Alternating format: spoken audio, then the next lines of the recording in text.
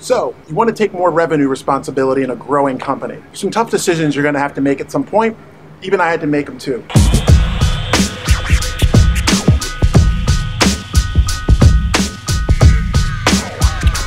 The 3 zones of company growth. In zone 1, usually you're so small that your revenue numbers are small enough and the company's small enough that your abilities don't always get fully tested. Let's put it that way.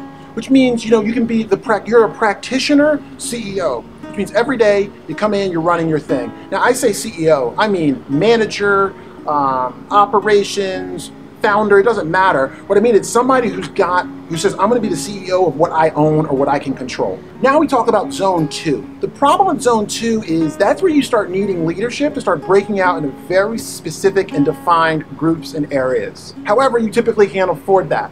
So what you should usually do, or what I did and what got us through, is I doubled down on the areas where I was strong. I was strong in BD and I was strong in innovation. So I kind of focused on those areas, knowing full well that I was blowing money out the door, wasting money, and not running the company as great as it could. Because to be honest with you, I believe revenue can kind of solve most business problems. But then you get out to zone 3. And zone 3 is where eventually something breaks down.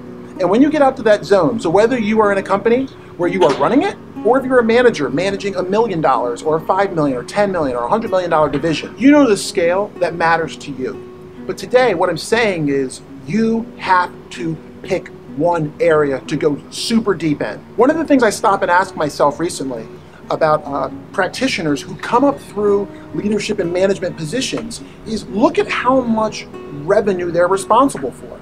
And then ask yourself, okay, now that I've got a practitioner running a division, or a practitioner running a team, or a practitioner who at some point in the next few years is going to be in a position where they're going to run something of importance in my company, how are you preparing them and setting them up to eventually make that decision? Sierra's been able to really continue to grow because I stepped out of the freaking way once I realized that my skill sets were never going to be great in operations. And anytime I spent over there, drained my energy, zapped my creativity, and kept me from working on the areas where I was a natural and I was really strong. So if you're gonna go into a company and you wanna eventually have ownership over revenue that's substantial and meaningful for the company, think about it for your own team.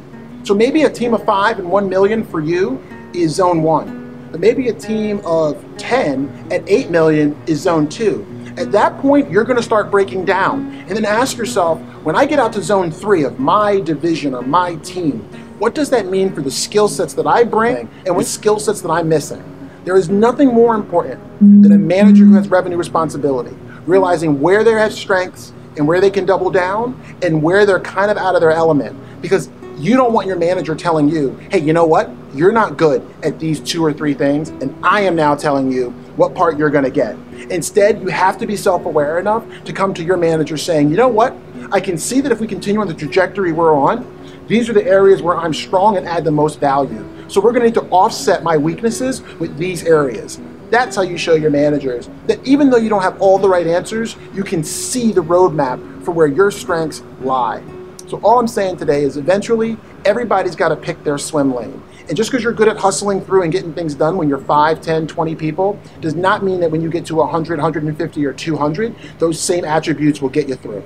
Hope that helps. See ya later.